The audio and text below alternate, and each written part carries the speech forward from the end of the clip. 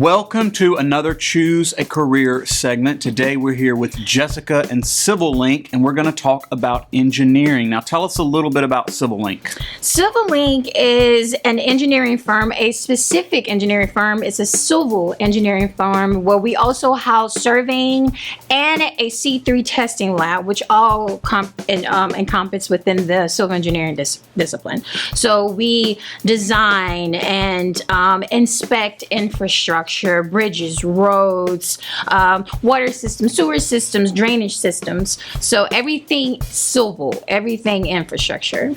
Okay, so a little bit about your company. Do local governments then hire you guys to go, like how does the industry work? Okay, well, we're more of the private sector. Your government sector would be like the Corps of Engineers, or like a on the federal level, or MDOT, like on a state level. But we are the private sector. We are also the city engineers for City of South Haven.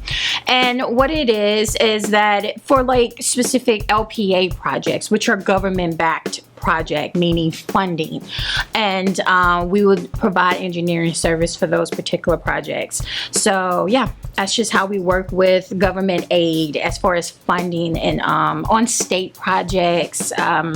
They can sometimes be in the city, which are mostly LPA projects.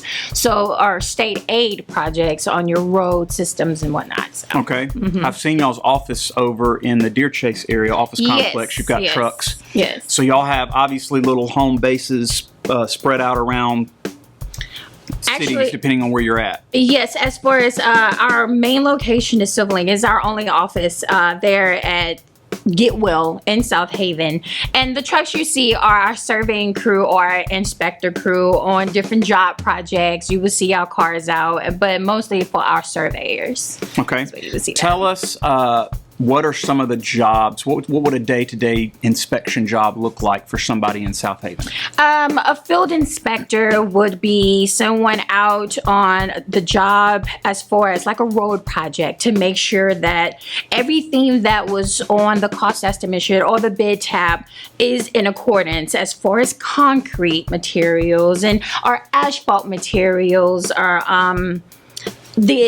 overseeing the entire project as far as eyes in the field, whereas the engineers are in the office who have designed the project. And so that's mostly our field inspectors. As far as engineers, we are most of our time is, I want to say 85% of our time is in the office, 90%. We go on the project to our field inspectors to see how everything's rolling, but we're most of design and managers. So. Okay. And inspecting everything from, did the drainage get put in properly to is the road actually graded so that the water will run off of it? Yes. Like there's a lot of science that goes into all of that. Yes. So we are the engineers, we design it, we do the calculations, and we say, okay, hey, this is how it needs to be built. So our inspectors are out there with the contractors who have won the job and say, okay, make sure this is at a slope of what it needs to be, or for all drainage's purpose, or make sure this material is the material and that we have the shop drawings that it is what it says it is.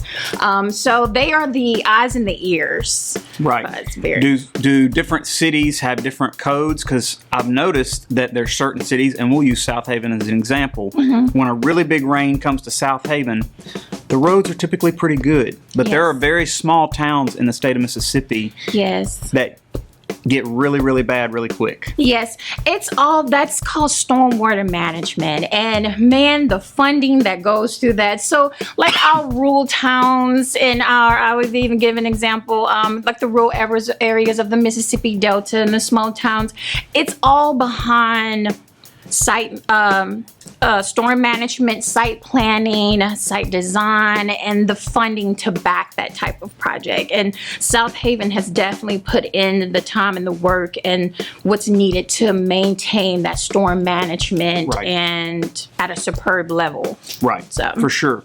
Okay, tell us a little bit about your company and the various jobs that your company has available for students in the future? Okay, well, for students in the future, if you're just coming straight out of high school, where you're at like a $13 to $15 an hour, Okay. and this is with no education behind you as far as the mechanics of it all.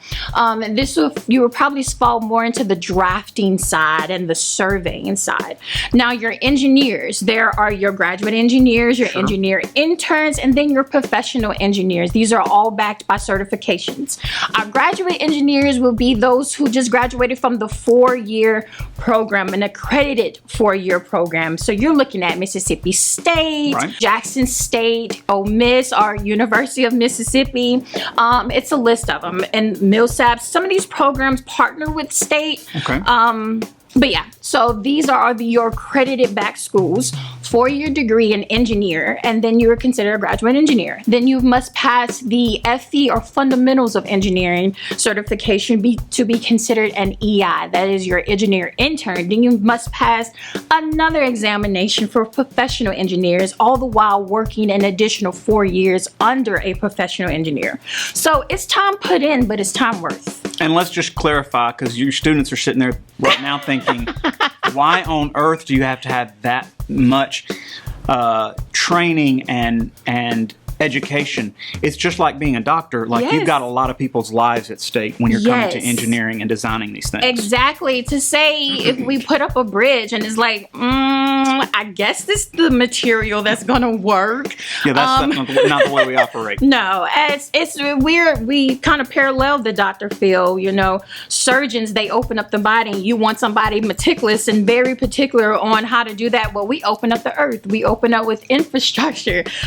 We allow passage over water. Water is our number one enemy in all of this. How do Definitely. we pull back the water? How does a beautiful land, a beautiful forest now turns into a shopping center? Well, water. How do Right. we combat that? So, Right. so science. So you said you do have options for students who do not pursue a 4-year degree. You said surveying. So do y'all do an on-the-job training? Do you basically train students to do what you need them to do on that job? Yes, actually, we have a young man now who is a part of the surveying curriculum there at Senatobia in Northwest. In Northwest, and he's part-time there and part-time work. Comes in Monday, Wednesday, Friday, or Tuesday, Thursday, while getting an education and getting hands-on experience at the same time. Our process is mostly internships. Okay. It might not be exactly that particular thing you came in for, but you're learning skills. You're learning diligence, consistency, how to show up in a work environment. And people who have a great work ethic with you guys who are training and in that process, obviously you are going to put them into the job that they want. Exactly. To be in. Majority of our staff are those who interned, who are now in their 5th, 6th years, who have put in the work and the time and the education, are now PEs. Right. Which are professional engineers.